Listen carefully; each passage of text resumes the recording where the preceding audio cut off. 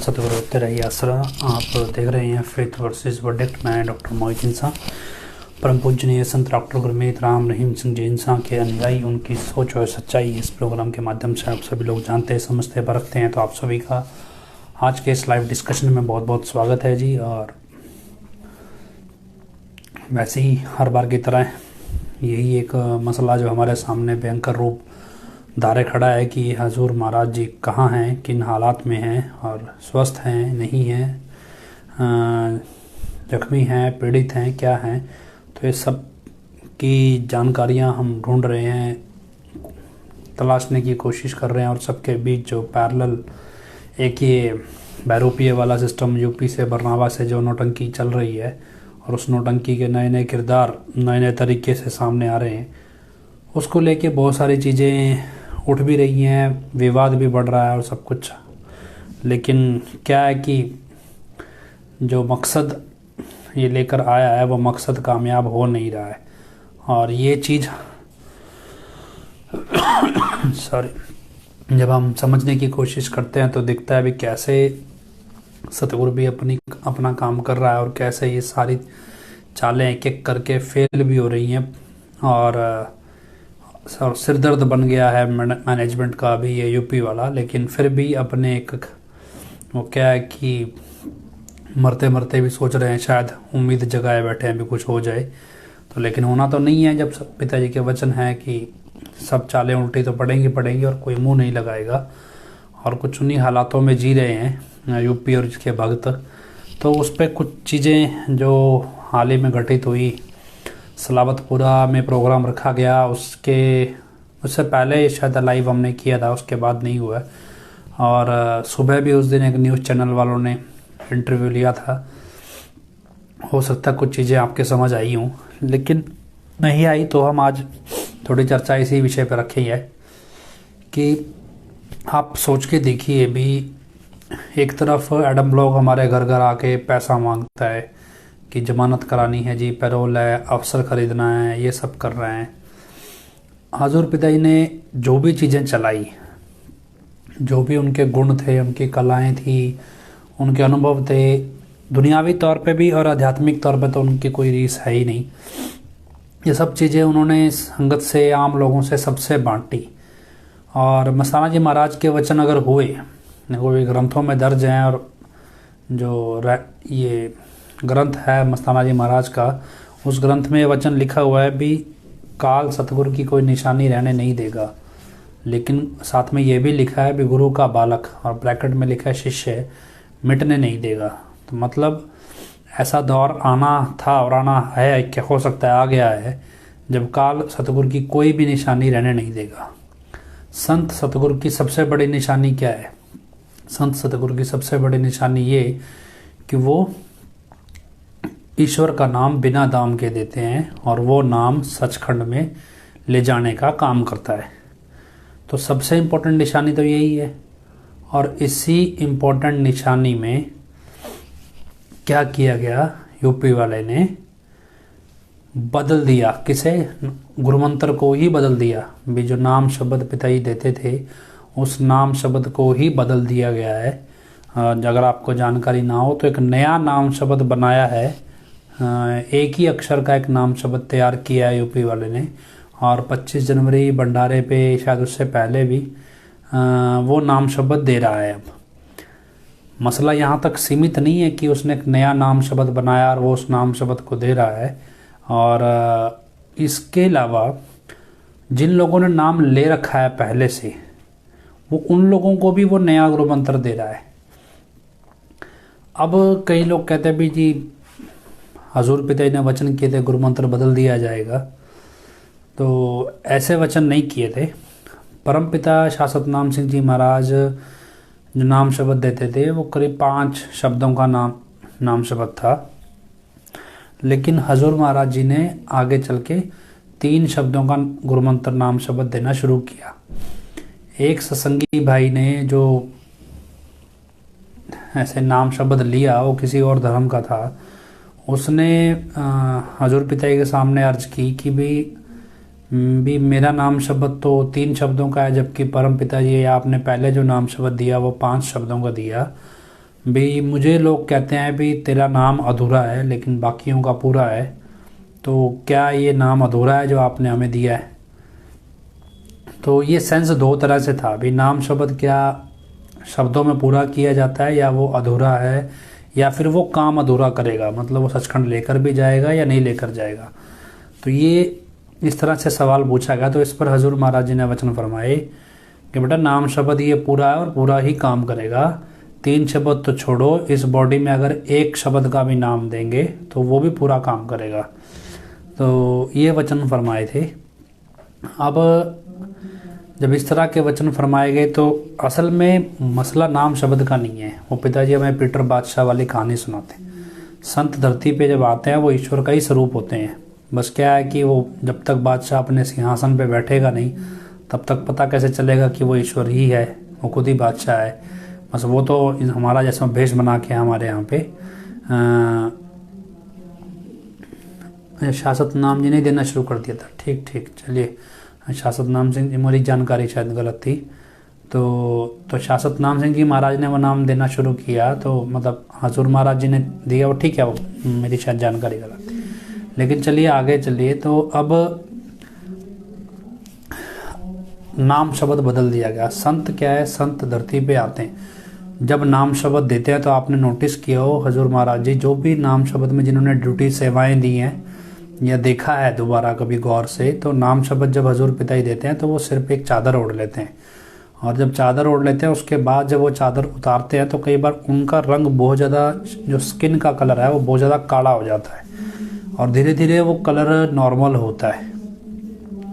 असल में संत जब नाम शब्द देने के लिए चादर ओढ़ते हैं तो वो धर्मराज के दरबार में पेश होते हैं और धर्मराज से जितनी रूहें नाम में बैठी होती हैं तो उनका हिसाब ले लेते हैं कि भाई आज से इनका जन्म मरण का चक्कर मुक्त है, ये हमारे हिसाब में रहेंगी और हमारा हिसाब किताब हम करेंगे इनके साथ। तो वो हिसाब किताब सतगुरु के हाथ में आ जाता है धर्मराज से छूट के, और ये एक ही बार होता है। अब अगर डेरे के सतब्रह्मचारी हैं, सतब्रह्मचारी बहनें हैं, सतब्रह्मचारी भाई हैं, तो इन सबको यूपी वाले ने दोबारा नाम दे दिया और नया नाम शब्द दे दिया है कोई, और जो जानकारी मिली है अब वो क्या है वो तो पता नहीं, पर नया नाम शब्द दे दिया है। अब इसका मतलब क्या है कि क्या धर्मराज से दोबारा बही खाता खुलवा दिया, क्या इनका खाता वापस धर्मराज ने खोल दिया? तो आखिर ये दोबारा नाम देने की ज़रूरत क्यों पड़ी? क्या परम पिताजी द्वारा जिन्हें 5 शब्दों का नाम दिया गया था और जब 3 शब्दों का नाम परम पिताजी ने या हजूर पिताजी ने दिया तो जिन्होंने 5 का लिया था उनको क्या 3 शब्दों का नाम दोबारा दिया गया? ऐसा तो नहीं था। नाम तो एक ही बार दिया जाता है और एक भी तो प्रक्रिया है, और उसके बाद नाम जाप करना। और अब क्या सिचुएशन है, अगर इसको आध्यात्मिक तौर पे देखें कि नाम शब्द जब गुरु से शिष्य लेता है तो वो गुरु के उस मंत्र पे, उस वचन पे विश्वास करता है कि ये ईश्वर तक उसे लेकर जाएगा। उसे गुरु की छवि जो है वो ईश्वर की साकार छवि मान के वो भक्ति करता है, नाम शब्द का जाप करता है, और यही उसकी तरक्की करवाता है। अब अगर नाम शब्द गलत हो और गुरु की जगह गुरु एक बहरूपिया हो जिसका स्वरूप हम नया जो ये नाम दे रहा है उसमें वो नाम पिताजी वाला तो है नहीं, वो तो काल का बनाया हुआ नाम है। अब वो जब नाम देगा और उसमें जो आप स्वरूप धरेगा, जो व्यक्ति इसका नाम लेगा वो स्वरूप किसका धरेगा ध्यान में, वो इसी का स्वरूप धरेगा। और जो इस पे विश्वास करेगा वो इसके काल के जंजाल में फंसेगा, काल के उसमें जाल में फंसेगा। तो जब इस ट्रैक पे जब ये सारा कुछ है तो हमारी चर्चा है कि वो हजूर पिताजी की हर एक निशानी वो ख़त्म कर रहा है। तो आध्यात्मिक तौर पे गुरु मंत्र ही बदल दिया तो इससे ऊपर तो क्या रह गया? वचनों में तो खिचड़ी बनाए हुए है।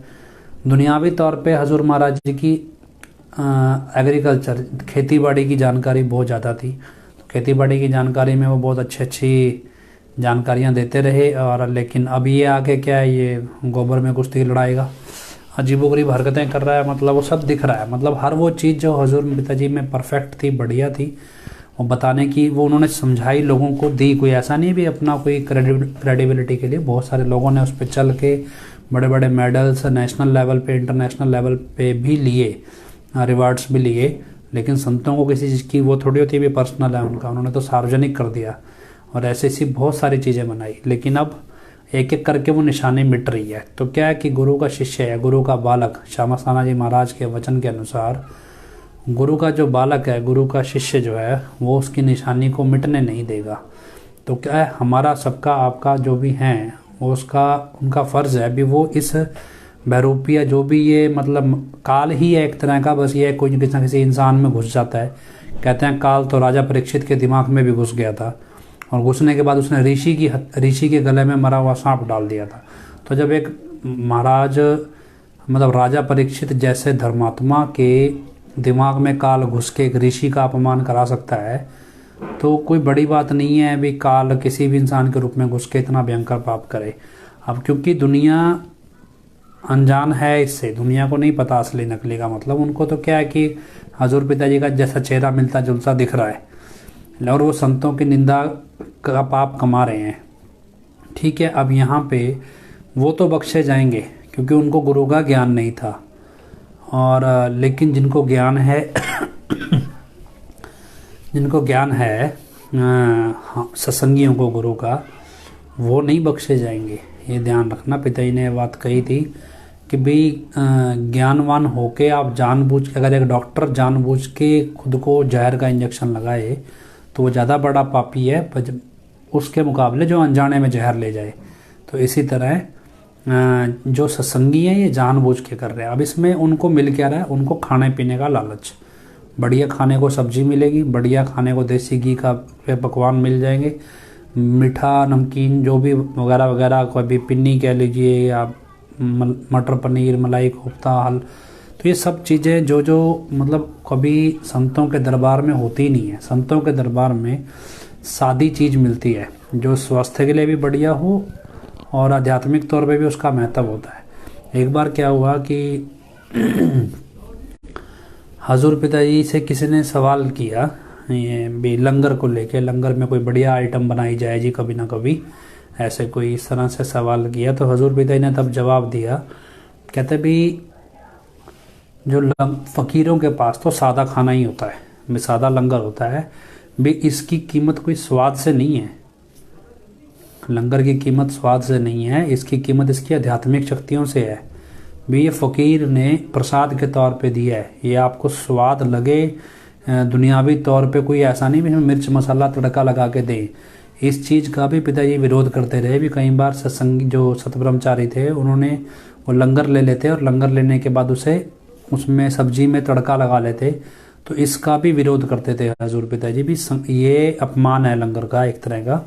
तो आज जब ये सब चीज़ें उल्ट क्यों हैं, तो अगर हम गौर से देखें तो श्यामास्थाना जी महाराज के वचन सच हो रहे हैं भी।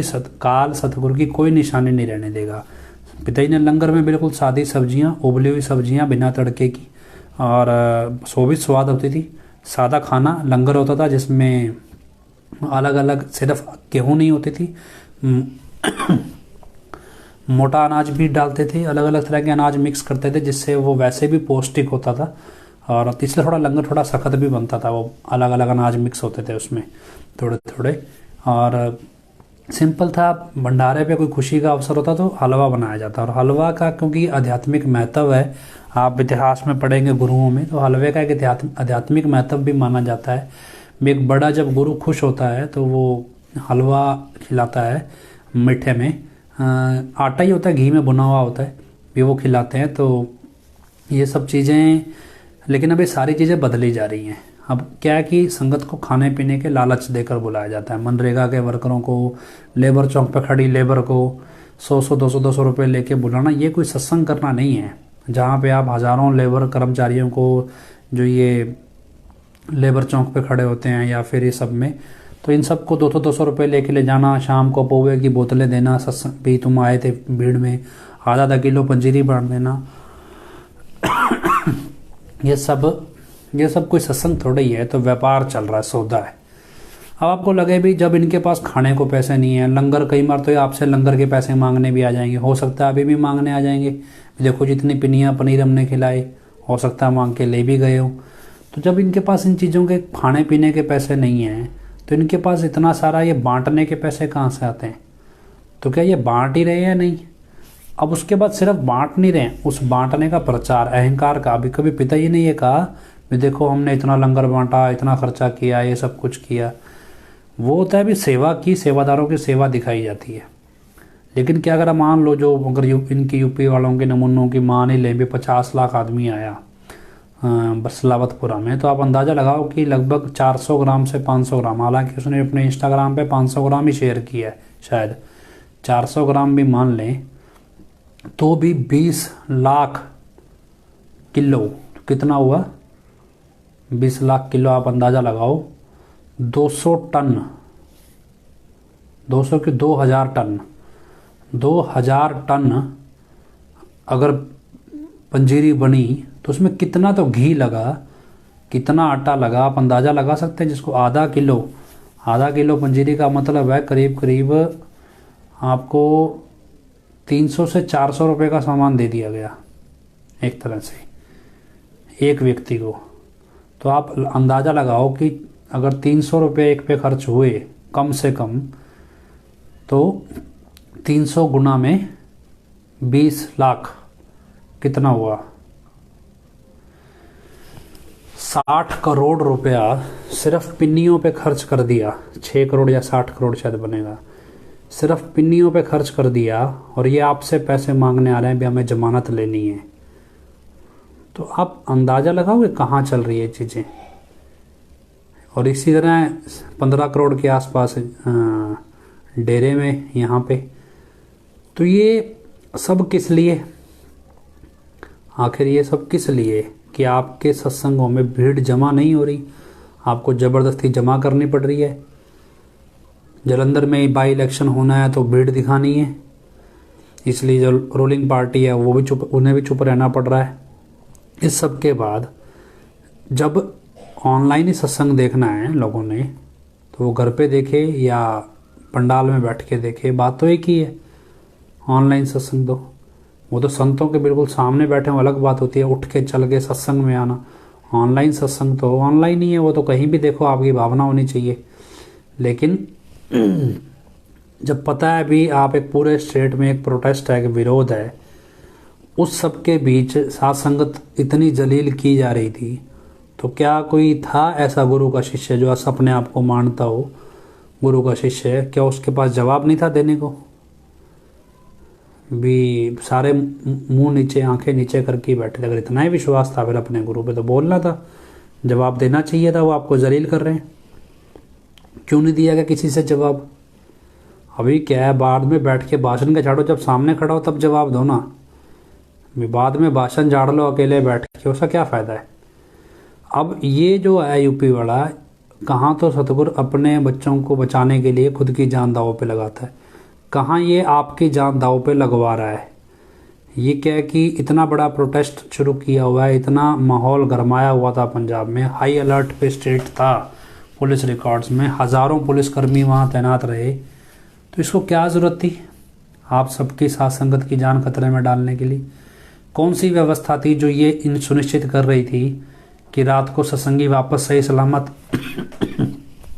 अपने घर पे पहुंच गए हों? रात के टाइम पे पिताजी तो जल्दी जल्दी अलाउ नहीं करते थे, इस तरह से पेट्रोलिंग लगवाते थे, बाकायदा जिम्मेवारों की भी पेट्रोलिंग करो बराबर गाड़ियों की जो संगत वापस जा रही है ब्लॉक दर ब्लॉक। लेकिन क्या है कि कुछ नहीं था ऐसा। कोई दिखाई दिया आपको जिन बसों में सिख चढ़े, उन्होंने सवाल पूछे या उन्होंने जैसे भी जलील किया साथ संगत को, क्या उसमें कोई जिम्मेवार दिखाई दिया आपको? तो जब आपके पास जवाब नहीं है, जब आप झूठे हो, तो सच का प्रचार कैसे कर लोगे? झूठ की बुनियाद पे सच्चाई की जीत नहीं होती। रिश्वत, भ्रष्टाचार, चोरी, ठगी से सच स्थापित नहीं होता। अभी जो तुम्हें यूपी वाले ने उसकी चंडाल चौकड़ी यानी प्रीत की इसने समझा दिया है कि भैया मेरे को पैसे दो, मैं रिश्वत दूंगा जजों को, मैं रिश्वत दूंगा वकीलों को, मैं रिश्वत दूंगा अफसरों को, तो मैं बाहर आऊँगा फिर मैं तुम्हें बताऊँगा। मतलब पूरे भ्रष्ट तंत्र में डूबा हुआ व्यक्ति आपको ये बताएगा भी सच्चाई की लड़ाई कैसे लड़ी जाती है। क्या ये संभव है?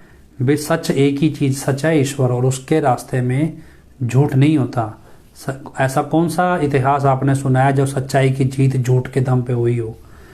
जब सारे कर्म झूठ वाले हैं तो सच्चाई कहाँ से आएगी उसमें?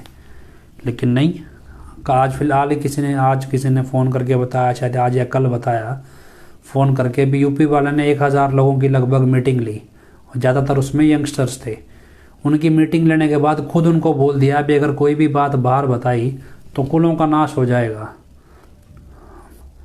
तो ऐसी क्या मीटिंग है, ऐसा कौन सा प्रवचन है जो बंदा लोगों को बताएगा भी तुम तो पिताजी मान रहे हो ना, फिर अपने पिताजी से सो कॉल्ड पूछो कि भाई ऐसा कौन सा ज्ञान है जो दुनिया को बताएंगे तो कुलों का नाश हो जाएगा। तो मतलब यूपी वाला आपको कह रहा है भी ये बात बताओगे तो आपकी कुलों का नाश हो जाएगा। भाई जब तेरे हजम नहीं हो रही भाई, तुम दस्त का मरीज, तो फिर लोगों के कहाँ से हजम होगी। और है क्या उसमें, बताया क्या गया। अब आपको ये भी समझ आए कि ऐसा कौन सा सारे इसकी मानने वाले हैं। वो बता क्या रहा है उन 1000 लोगों को, वो असल में उनको मेंटली प्रिपेयर कर रहा है एक बड़ी लड़ाई के लिए। वो क्या कह रहा है भी रूहानियत में एक बड़ी कुर्बानी देनी पड़ती है, ये करना पड़ता है, वो करना पड़ता है। वो एक मेंटली तौर पे एक बड़े क्लैश के लिए, एक मतलब एक बड़ी लड़ाई के लिए मेंटली प्रिपेयर कर रहा है। और उसके बाद वो बोलता है भी ये बात अगर बाहर बताई तो कुलों का नाश होगा। तो आखिर ये यूपी वाला किस लड़ाई के लिए लोगों को मेंटली प्रिपेयर कर रहा है। क्या बठिंडा सलावतपुरा में जो प्लान था वो अधूरा रह गया, उसे दोबारा पूरा करने की ज़रूरत है, या फिर उसी प्लान को पूरा करने के लिए मैंने आपको बोला ना इस बार ये 25 अगस्त 2017 को रिपीट करने आया है। ये वही प्लान है जिसमें संगत को इसने मरवाना है। और हजूर पिताजी ने जिस संगत को बचाने के लिए खुद जेल जाना स्वीकार कर लिया, उस प्लान को दोबारा कंप्लीट करने आया है ये, और कुछ नहीं है। और उसमें ये हर तरीके से काम कर रहा है। अभी हमने कल परसों बोल दिया अभी इससे 100 मीटर दौड़ा नहीं जाएगा, तो इसने आज वीडियो डाल दिया और उसमें भी 100 मीटर दौड़ नहीं पाया ये। 20-30 मीटर की वो तेरावास का पगडंडी है, उसमें एक बार दौड़ता है एक कपड़ों में, फिर अगले दिन दूसरे कपड़ों में दौड़ता है, फिर तीसरे कपड़ों में दौड़ता है। ये दिखाने के लिए मैं तो 11 किलोमीटर दौड़ता हूँ। भैया बाहर सिंपल है ना, एक इतना तो तुम तो भाई अपने आप को जैकी जैन का बाप समझता है और तो भाई खुद को ऑलराउंडर समझता है। तो एक स्टिल कैमरा लगा 400 मीटर के ट्रैक पे, जरा राउंड तो मार, पता तो चलेगा तेरे में कितने की जान है। 20-30 मीटर की जॉगिंग वार्म अप, वो भी एक बार में पूरा नहीं है। वार्म अप करके 11 किलोमीटर की रेस नहीं कहते उसे, लेकिन नहीं। अब हाँ, ये आप सोचो भी ये इतनी बड़ी बड़ी पिन्नी देने का औचित्य क्या है। भाई आप लड्डू दे सकते थे, छोटी पिन्नियाँ 2, 3, 4 दे सकते थे, बनाने भी आसान थी। इतनी बड़ी बड़ी क्यों? संभव है भी इस पिन्नियों के अंदर कुछ भी छिपाया जा सकता है आसानी से, और एक तरह से एक इंटेलिजेंस, क्या कह सकते हैं, इंटेलिजेंस को धोखा देना भी होता है। भी तो प्रसाद है। अब पुलिस वाले इसको चेक कैसे करें और कितनों को चेक करेंगे, क्योंकि आप अंदाज़ा लगाओ भी क्या 60 करोड़ रुपया खर्च देगा यूपी वाला, जो 60 रुपए के लिए अपनी सलवार खोल के बैठ जाए। खर्च देगा? नहीं ना खर्चेगा। लेकिन क्या है, खर्च क्यों रहा है? असल में वो खर्च नहीं रहा है, उसको पीछे से मिल रहा है किसी बड़े काम को अंजाम देने के लिए ये सब खर्चने को। तो और कुछ नहीं है। और उसके चेले लगे हुए जस्टिफाई करने। फिर तुम्हें इतना ही शौक है तो उस दिन कल तुमसे परसों जब बसों में चढ़ के सवाल पूछ रहे थे तो जवाब क्यों नहीं दिया? देना था ना, तुम तो सच्चे थे तो जवाब देते। सवाल तो हमारे से भी पूछते हैं लोग, सवाल तो हमसे भी पूछते हैं कि तो किसी फट्टा सिंह किसी की भी हिम्मत है क्या सामने आके सवाल पूछने की? सवाल तो हमसे भी पूछते हैं, कोई हम तो भाग नहीं रहे किसी से। सवाल तो जब ये मीडिया डिबेट करते हैं तो उसमें सिख भी बिठाए होते हैं तो भी पूछते हैं। लेकिन क्या है कि जब आपने पाठ सीखा ही झूठ का है तो आप सच की लड़ाई लड़ोगे कैसे? आपको तो ये पता है भी रिश्वत देके पुलिस कैसे सेट की जाती है, जजों को कैसे खरीदा जाता है, कोर्ट कैसे खरीदी जाती है, मर्डर कैसे किए जाते हैं, गवाह कैसे मारे जाते हैं, और खुद के केसों में जो मैनेजमेंट वाले वो बरी कैसे होते हैं। अब आपको लगता है भी इसकी जमानत कराएंगे इस गधे की जिसको ये दिखा रहे हैं? भी अगर इसकी जमानत करा लेंगे तो रखेंगे कहाँ इसको? कब तक बचेगा ये? आज एक न्यूज़ किसी ने शेयर की तो उसमें वो यही बोल रहे हैं हम तो मारेंगे इसको। वो तो इसको पिताजी समझ के मारेंगे, वो तो ये प्लान करे बैठे और ओपनली मीडिया में बोल रहे हैं। जो आपने नहीं सुना हो तो एक बोलता है, इनका नया नमूना आया हुआ है जो, वो कहे जी निरंकारियों वाला काम करेंगे। तो आपको पता है निरंकारियों के साथ क्या हुआ था? इन्होंने निरंकारियों के साथ एक बंदा प्लांट कर दिया था और उस बंदे ने मौका देख के निरंकारियों के प्रमुख को गोली मार दी थी और उसके करीबियों को भी। तो जब वो ये ओपन स्टेटमेंट वो मीडिया में दे रहे हैं और उसके बाद आपको वो अपनी ढाल बनाने के लिए एक प्रोपेगेंडा दिखा रहा है कि लेबर चौक से 200-200 रुपए में और एक एक पौवा, जिस नशे को वो रोकने की बात कर रहा है, आप उसी का टॉप टेस्ट करा लो, वही नशेड़ी मिल जाएगा आपको यूपी वाला। यही ओपन हम कह देता हूँ मैं आपको। हाँ, वो खुद अपना टेस्ट करा ले, वो नशेड़ी ना निकले तो कह देना, वो खुद ही नशेड़ी निकलेगा। इतनी तो मेरी मेडिकल की परख है। और उसको बोलना अगर नहीं, वो अपने आप को नशेड़ी नहीं मानता है ना, वो खुद को बड़ा शाकाहारी और पहलवान समझता है 11-20 किलोमीटर दौड़ने वाला, तो एक सिंपल सा मेडिकल टेस्ट है। ये हाथ होते हैं, ये उंगलियां ऐसे खींची होती ना, ऐसे उंगलियां खींचो और उसको बोलना कैमरे के सामने बिना एडिट किए 20 सेकंड तक इन उंगलियों को ऐसे रखना है, बस सीधा करके कैमरे के सामने। इतना वीडियो मंगवा दो मुझे यूपी वाले का, मैं आपको बढ़िया बता दूंगा वो नशा किस चीज़ का करता है। अगर आपको चलो आपका यूपी वाला लगता है ना, उसको बोलना है ऐसे उंगलियां खींचनी है और 20 सेकंड तक रखनी है, कैमरे में एडिटिंग ना हुई हो वीडियो में। आपको ये तक बता देंगे नशा किस चीज़ का करता है और कितना नशा करता है। तो और छोड़ो। लेकिन क्या है कि सच्चा होगा तो आएगा सामने, और उनके बाकी साथियों से भी करवा लेना जिनको ये भगत बनाए खड़ा है। संत कभी किसी को पदवी थोड़ा ही देता है कि ये बड़ा भक्त है, ये छोटा भक्त है। वो तो मरने के बाद देता है कि ये बड़ा भक्त था, जिससे उसका नाम हो भक्त का, उसके चरित्र की पहचान हो। भक्त को अहंकार आ जाए इसलिए नहीं देता वो पदवी कभी भी, कि भक्त अहंकार में आके अपनी भक्ति ना गवा दे। भक्ति का अहंकार बहुत जल्दी भक्ति खा जाता है। तो लेकिन क्या है, ये तो सीधा ही बोल रहा है भी मेरे भक्तों, मतलब कहाँ तो संत अपने आप को दासों का दास बोलते हैं, ये बोल रहा है मेरे भक्तों, मतलब तुम मेरे भक्तों, मैं तुम्हारा भगवान हूँ। ओपन है। एक किसी ने वीडियो डाला था, परम पिताजी को शाबाश दे रहा है, मस्ताना जी महाराज को शाबाशी दे रहा है ना गधा। उसके बाद भी कहेंगे ना जी तो असली है। और एक नमूना लगा वो देसी घी वाला, उसको क्या है भैया, देसी घी चोरी करते तुम्हें शर्म नहीं आई? जब तुम्हें मतलब सवाल पूछ रहे थे लोग, जवाब देने में ना दिए जा रहा, तब तुम्हें शर्म नहीं आती? जब तुम खुद घिनौने काम करो नेता बन के, तब तुम्हें शर्म नहीं आती है ना? और तुम बोलो ना जी ये तो असली है। और कुत्तों जैसी औकात है तुम्हारी, वहाँ पूछता कोई तुम्हें है नहीं। एक अभी तो कहो जी हमें तो कोई पूछता नहीं, हम तो आज से जाएंगे नहीं, फिर हम फिर जाएंगे। तो क्या है कि कईयों को आदत होती है भी जूते भी खाने हैं और गुणगान भी गाने हैं। जिस जो जूते मारेगा उसी के गुणगान गाने, और फिर वो गुणगान के बदले वो फिर जूते ही मारेगा। लेकिन क्या है, वो बीमारी कौन सी है मालूम नहीं। और फिर लोगों को बोलते हैं ना जी ये तो दूसरों को सर्टिफिकेट बांटते फिरते हैं, और खुद जूते खा खा थक गए और फिर और खाने की तैयारी कर रहे हैं। तो क्या है, ये चलते रहेगा, कोई नई बात नहीं है।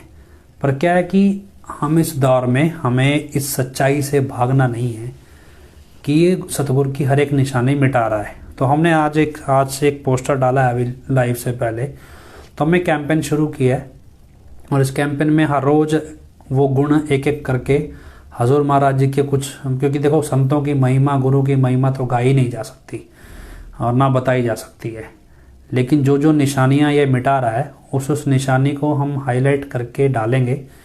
और ये पोस्ट इस लाइव से पहले एक पोस्ट डाला गया, तो आप वो पोस्ट भी जगह जगह डालें, लोगों को बताएं और ये बात बार बार स्पेसिफाई करें भी ये आदमी बहरूपिया है। यकीन मानिए ऐसे बहुत से संगठन हैं जो इसकी हत्या करने की फिराक में है और उसके बाद इसकी आड़ में आप सबके साथ भी वो झगड़ने को तैयार हैं। लेकिन क्योंकि ये इस काम के लिए ही लाया गया है, और अगर आपको यकीन ना हो भी सरकार इस हद तक काम नहीं कर सकती, तो एक डॉक्यूमेंट्री बड़ी चर्चा में है बीबीसी की। एक डॉक्यूमेंट्री है द मोदी द क्वेश्चन, ऐसा कुछ नाम से एक डॉक्यूमेंट्री है। वो डॉक्यूमेंट्री हालांकि भारत में बैन हो गई है, लेकिन अगर आपको वो डॉक्यूमेंट्री कहीं मिले, किसी ने डार्क वेब में या कहीं भी ऑनलाइन छोड़ रखी हो, उस हालांकि वो अंग्रेजी में है इंग्लिश में है, लेकिन आपको कहीं मिले तो देखना ज़रूर। आपको अंदाजा लगेगा भी सरकार ये तो कुछ भी नहीं है, इससे भी ज़्यादा बड़ी हद तक जा सकती है। तो आप उस डॉक्यूमेंट्री को देखना ज़रूर अगर आपको मिल जाए, क्योंकि क्या है कि आपको कुछ लोगों ने एक फिल्म आई थी मनगढ़ंत आश्रम वेब सीरीज़, हालांकि वो तो काल्पनिक थी, लेकिन ये डॉक्यूमेंट्री काल्पनिक नहीं है, ये असली लोगों के असली बयान है।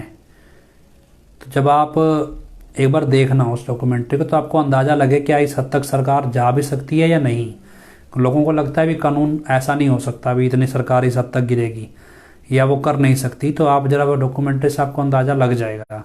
हाँ, जिसने आपको क्या अभी आपको जो यूपी वाले के परफेक्ट चले हैं उन्होंने आपको बड़ा भाषण दिया था ना भी आश्रम वेब सीरीज़ देखो, क्यों उसमें अश्लीलता दिखानी थी, खुद अश्लीलता देखने में माहिर है और अश्लीलता संगत को दिखाना चाहते थे। हालांकि मैंने एक भी पार्ट का, एक भी सीज़न का, एक भी एपिसोड नहीं देखा है उसका, लेकिन जितना मेरे को जानकारी दी गई है उसमें उसने यही चीज़ वो सिखा रहे थे कि देखो जी हम यूपी वाले के चेले हैं, अश्लीलता हमारा काम है, अश्लीलता ही हम परोसेंगे और संगत को कहेंगे आश्रम की वेब सीरीज़ देखो क्योंकि उसमें अश्लीलता भर भर के दिखाई गई है। तो लेकिन अब ये असलियत है जो दिखाई गई है इस डॉक्यूमेंट्री में।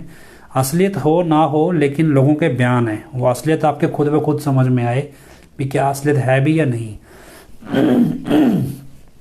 तो आप कोशिश करो, पता चल जाएगा आपको भी अगर अपने वाड़ी पे आए तो एक सरकार, एक सत्ताधारी किस हद तक नहीं जा सकता या जा सकता है। तो आपका भ्रम दूर हो जाएगा और फिर आपको समझ में आए भी ये जो हो रहा है वो कितना आसान काम है, और शायद फिर आपकी अकल खुल जाए। वरना जिसको लालच है पिनिया लड्डू पनीर खाने का तो आप खाइए पनीर लड्डू पिनिया जो जिसने खानी है, लेकिन उसके बाद वो कहना कि अब जिसकी खाइए बाजरी उसकी भरिए हाजरी। तो ये बाजरी खा रहे हो संगत के लुटे हुए पैसों की, तो हाजरी उस यूपी वाले कमीने गधे की बाजरी और हाजरी ना भरो। तो बेटर है संगत के पक्ष में, संगत के हित में, मानवता के हित में होने वाली चीज़ों के लिए प्रचार करें, बात बताएं तो ज़्यादा अच्छा है। लोगों को अश्लीलता परोसनी है, लोगों को दंगों की आग में झोंकना है और लोगों को इस नौटंकी वाले बाबा तुम्हारे इसकी उंगलियों पे नचाना है और इसके तलवे चटवाने हैं। तो उसके लिए आप अपने आप को धार्मिक ना कहें, आप बोलो ठीक है जी हमारा एजेंडा है, हम तो भैया इसी नशेड़ी इसी गधे के चरणों में डलवाएंगे लोगों को। अब वो गरीबी के उसमें हम पिनिया दे कर डलवाएँ, पनीर खिला कर डलवाएँ, आप जैसे मर्जी डलवाओ, हमें कोई फ़र्क नहीं पड़ता। लेकिन क्या है कि अगर आपको भी नहीं जी हम तो लोगों को मरवाएंगे और कुलों का नाश होगा, तो आपको दंगों के लिए वो मेंटली प्रिपेयर करेगा। तो और उसके बाद आप बोलो भी हम ये बात किसी को ना बताएं, तो ये आप भूल जाओ भी हम संगत को ये जानकारी ना दें।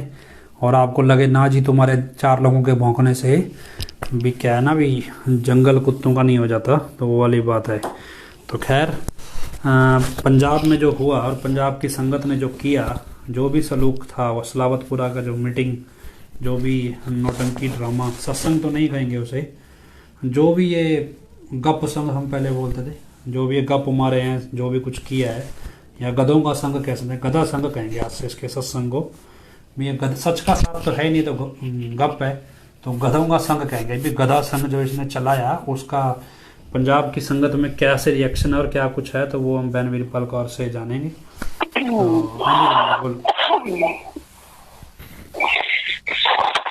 बहुत ही प्यारे सतगुरु जी दी प्यारी प्यारी साध संगत जी, धन धन सतगुरु तेरा ही आसरा। गुरु प्यारी साध संगत जी, गुरु पिता जी अक्सर ही एक वचन करते होंगे सी, एक तरफ काल है और एक तरफ दयाल है।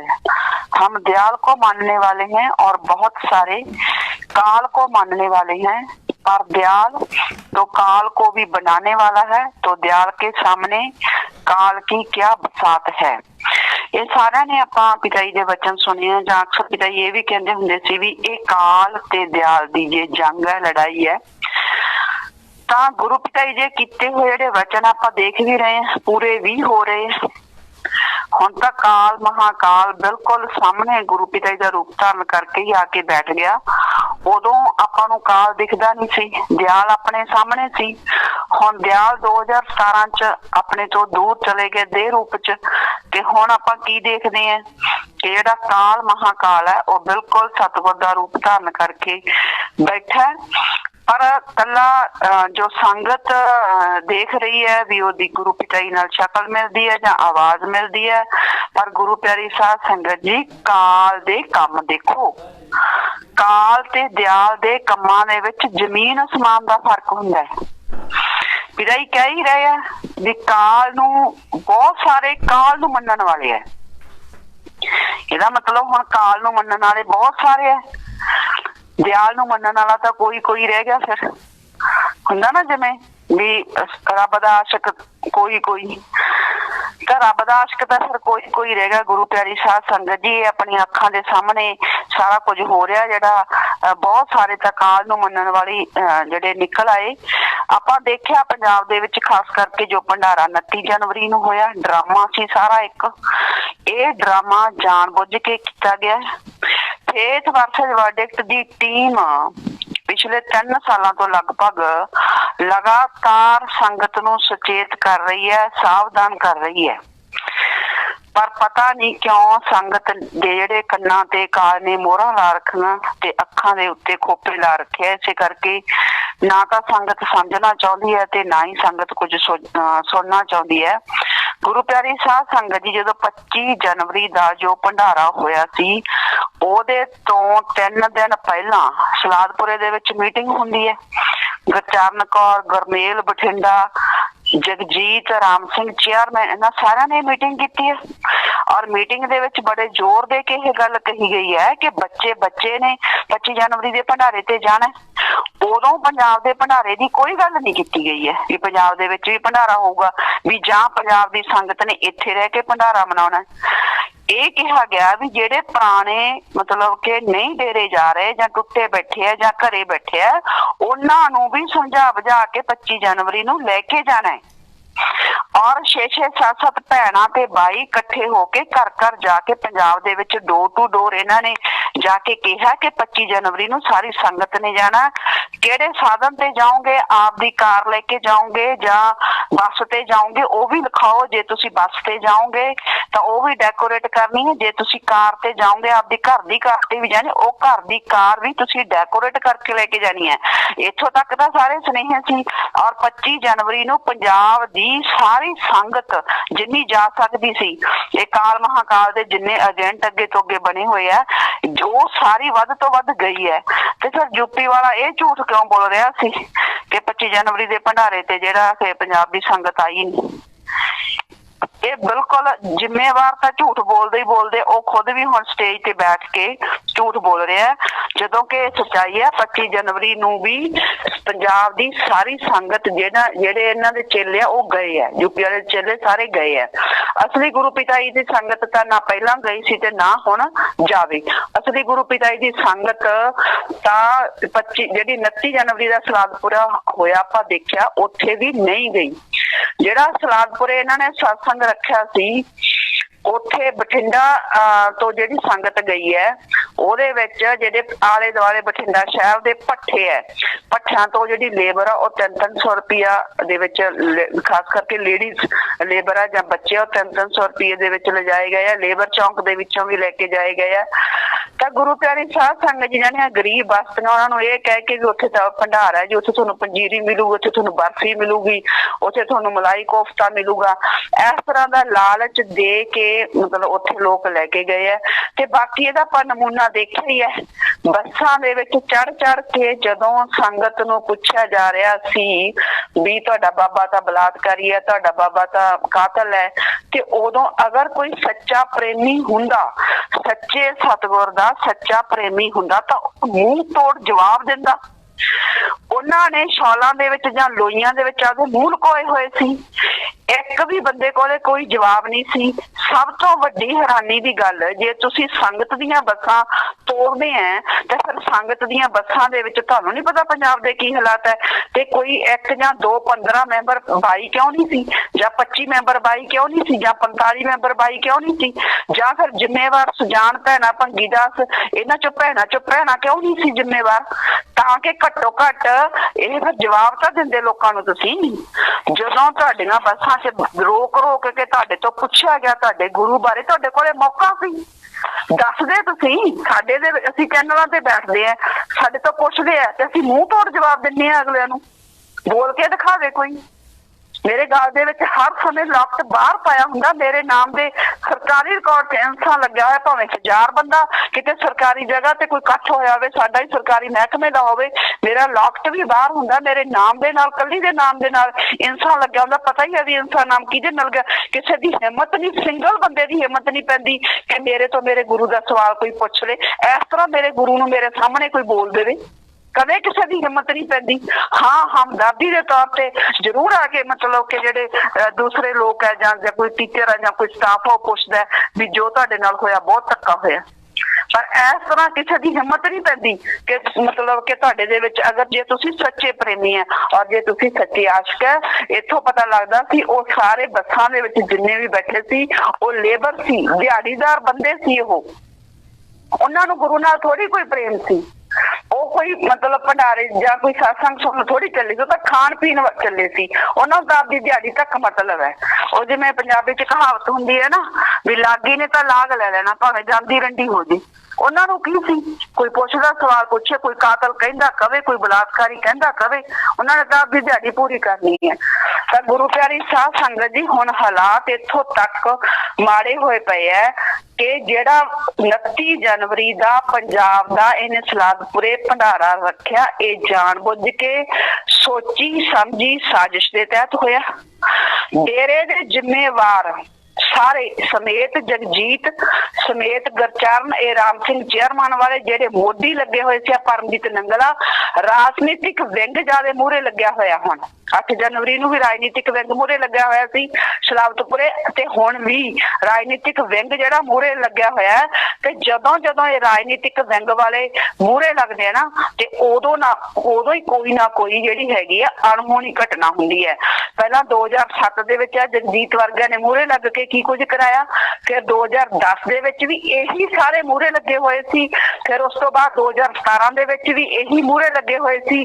ਤਾਂ ਹੁਣ ਫਿਰ ਜਿਹੜੇ ਦੁਬਾਰਾ ਜਦੋਂ ਇਹ ਮੂਹਰੇ ਲੱਗੇ ਹੋਏ ਆ, ਤਾਂ ਯਕੀਨ ਮੰਨੋ ਬਹੁਤ ਵੱਡੀ ਕੋਈ ਇਹੋ ਜਿਹੀ ਅਣਹੋਣੀ ਘਟਨਾ ਘਟੇਗੀ ਜਿਹਦੇ ਨਾਲ ਪੰਜਾਬ ਦਾ ਮਾਹੌਲ ਵੀ ਖਰਾਬ ਹੋਵੇਗਾ, ਜਿਹਦੇ ਨਾਲ ਜਿਹੜੀ ਸਾਧ ਸੰਗਤ ਹੈ ਉਹਦੇ ਤੇ ਵੀ ਬਹੁਤ ਜ਼ਿਆਦਾ ਅਸਰ ਆਊਗਾ।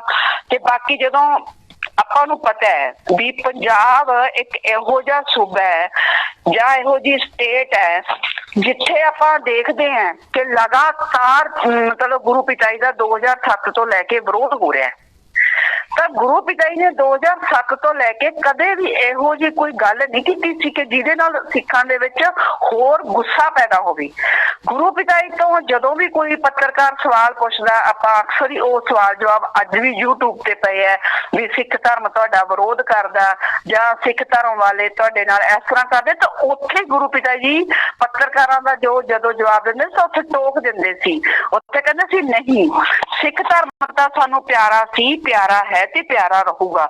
ਗੁਰੂ ਪਿਤਾ ਜੀ ਹਮੇਸ਼ਾ ਹੀ ਕਹਿੰਦੇ ਸੀ, ਤੇ ਸਿੱਖ ਗੁਰੂਆਂ ਦਾ ਗੁਰੂ ਪਿਤਾ ਜੀ ਹੱਦ ਤੋਂ ਜ਼ਿਆਦਾ ਸਤਿਕਾਰ ਹਮੇਸ਼ਾ ਕਿਤੇ ਕਹਿੰਦੇ ਸੀ, ਹਮੇਸ਼ਾ ਸਾਰੇ ਗੁਰੂ ਪੀਰ ਅਵਤਾਰਾਂ ਨੂੰ ਸਾਜਦਾ ਕਰਦੇ ਆ। ਤਾਂ ਗੁਰੂ ਪਿਤਾ ਜੀ ਹਮੇਸ਼ਾ ਪਿਆਰ ਦੀ ਜੋ ਪ੍ਰੇਮ ਦੀ ਭਾਸ਼ਾ ਸੀ, ਉਹ ਉਹਨਾਂ ਦਾ ਬੋਲਣ ਦਾ ਸਲੀਕਾ, ਉਹਨਾਂ ਦੀ ਗੱਲ ਕਹਿਣ ਦਾ ਇੰਨਾ ਪਿਆਰ ਹੁੰਦਾ ਸੀ ਕਿ ਕਿਸੇ ਬੰਦੇ ਦੇ ਵਿੱਚ ਚਾਹੇ ਉਹ ਦੁਸ਼ਮਣ ਹੀ ਕਿਉਂ ਨਾ ਹੋਵੇ ਸਤਿਗੁਰ ਦਾ, ਕਿਸੇ 'ਚ ਹਿੰਮਤ ਨਹੀਂ ਹੁੰਦੀ ਸੀ ਕਿ ਗੁਰੂ ਪਿਤਾ ਜੀ ਦੇ ਇੱਕ ਵੀ ਕਿਸੇ ਲਫ਼ਜ਼ ਦੇ ਵਿੱਚ ਜਾਂ ਇੱਕ ਇੱਕ ਵੀ ਵਾਕ ਦੇ ਵਿੱਚ ਕੋਈ ਗਲਤੀ ਕੱਢਦੇ। ਤੇ ਹੁਣ ਆਪਾਂ ਦੇਖਿਆ ਹੀ ਹੈ 29 ਜਨਵਰੀ ਨੂੰ ਜਿਹੜਾ ਇਹਨੇ ਲਾਈਵ ਸਤਸੰਗ ਕੀਤਾ, ਇਹਨੇ ਇਸ ਤਰ੍ਹਾਂ ਦਾ ਲਾਈਵ ਸਤਸੰਗ ਕੀਤਾ ਕਿ ਸਿੱਖਾਂ ਦੇ ਜ਼ਖਮਾਂ ਤੇ ਲੂਣ ਛਿੜਕਿਆ ਨੇ।